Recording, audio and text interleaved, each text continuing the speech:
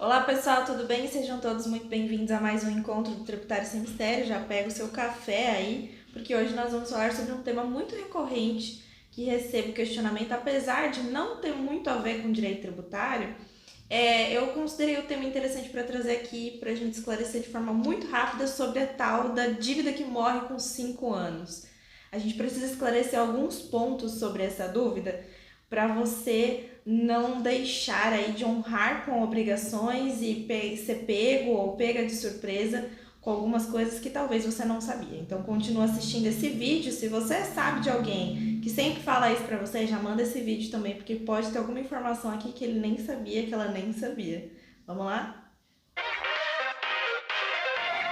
Essa semana lá no jornal A Estância do Guarujá eu publiquei um artigo exatamente sobre isso e eu coloquei no tema, estou colocando aí para vocês na tela, as dívidas com mais de 5 anos não precisam ser pagas? Isso porque a gente tem uma cultura, né, que acabou se instalando aí no nosso meio, de que quando uma dívida ela passa do prazo de 5 anos, a pessoa larga de mão e fala que nunca mais vai ser importunada com aquilo, e aí, enfim, não paga, deixa pra lá, fala que morreu e é isso aí. Depois de um tempo, outras coisas começam a acontecer. Então nós temos aquela situação, por exemplo, que uma empresa de cobrança começa a ligar para essa pessoa e falar assim, olha, lembra lá daquela dívida que você tem, sei lá, que atualizada com juros, com multa, com tudo, tá 10 mil hoje, uma oferta imperdível de você quitar isso por R$ 150, né? Aquelas parcelas únicas. No tempo que eu estagiei no Procon, na época da minha faculdade, eu me deparava muito com esse tipo de situação. Hoje, inclusive, a gente pode ir um pouquinho mais além, que essa situação ela dá muita margem para fraudes, para golpes na internet, né? Pelo WhatsApp, alguém se passa aí pela empresa de cobrança, ou mesmo uma empresa que se porte como empresa de cobrança, tenha CNPJ, tudo certinho, se utilize dessa oportunidade, dos dados de uma dívida que você um dia já teve e que, portanto, pode te passar uma maior credibilidade e ainda você sofrer, ser vítima de um golpe.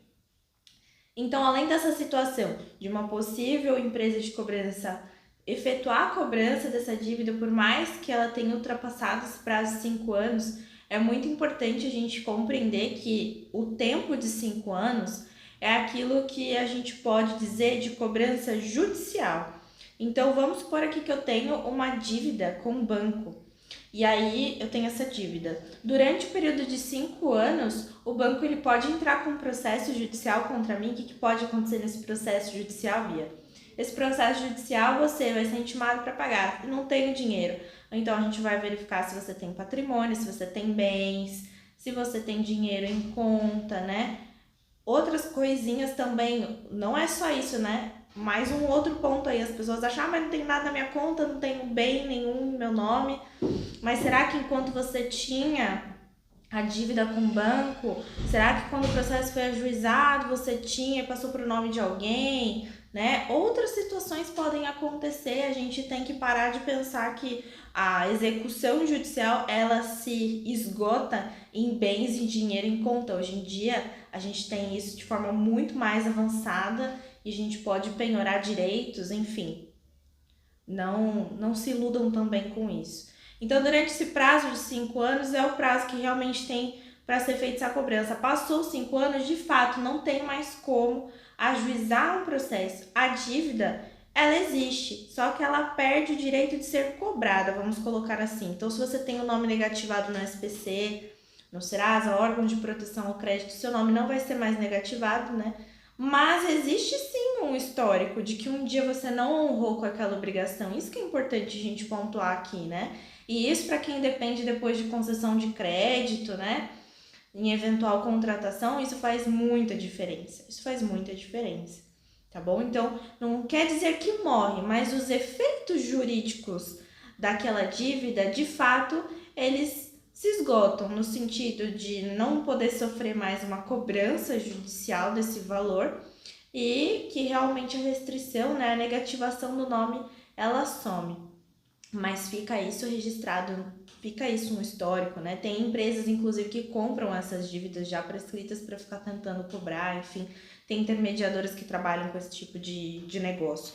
Mas é super importante a gente entender isso para não se criar uma cultura de que eu não honro com as minhas contas porque eu sei que daqui 5 anos nada vai acontecer comigo mais, não pode acontecer nada comigo. A gente tem que parar com esse tipo de cultura porque isso de fato não existe. Algumas consequências jurídicas de fato se esgotam com 5 anos, mas existe sim situações em que você será colocado, você será colocada de que fará diferença a não quitação daquele valor. E é importante também a gente não confundir essas dívidas com tributos. Apesar do meu canal aqui ser dedicado ao direito tributário, hoje eu trouxe esse tema porque entendo como relevante, como foi objeto da minha coluna essa semana lá no jornal, também quis deixar isso registrado em vídeo. É importante a gente entender que isso é um tratamento de dívidas comuns, né? Que não podem ser confundidas com a natureza de um tributo. Qual que é a maior diferença entre essas dívidas e dívidas de natureza tributária? Os tributos, a gente não tem a oportunidade de escolher ou não ter aquela dívida, né? No sentido de, por exemplo, uma dívida com o banco, ela existe porque um dia eu fui lá e contratei algo com o banco que eu tinha que pagar um valor em contrapartida e que eu não paguei e eu fiquei devendo. O tributo, eu sou obrigada a efetuar o pagamento, né? Por lei, por determinação em lei. Existe o que a gente chama de forma técnica de compulsoriedade. Então, eu sou obrigada a pagar impostos, né? No nosso país, nós somos obrigados a pagar. Então, uma vez que a gente não paga, nós temos uma dívida de natureza tributária que não pode ser confundida com essas dívidas aí que vocês falam de órgãos de proteção ao crédito, tá? Outra diferença também é que nas dívidas tributárias a gente já vai para um outro órgão, né, que é o tal do CADIM, o Cadastro de Inadimplentes com Poder Público. Então, todas essas diferenças são cruciais para a gente compreender, mas principalmente desmistificar a cultura dos 5 anos. Vamos fazer um pouco mais de esforço de planejamento financeiro, de decisões mais sábias com o nosso dinheiro, para evitar esse tipo de aborrecimento que, além de prejuízos, né, incalculáveis que isso traz, sobretudo por conta de atualização financeira que sempre triplica, quadriplica valores, a gente precisa aprender a tomar decisões mais sensatas com o nosso dinheiro e mais conscientes para evitar qualquer tipo de dissabor futuro, tá bom? Deixe aí nos comentários a experiência de vocês com esse tipo de situação.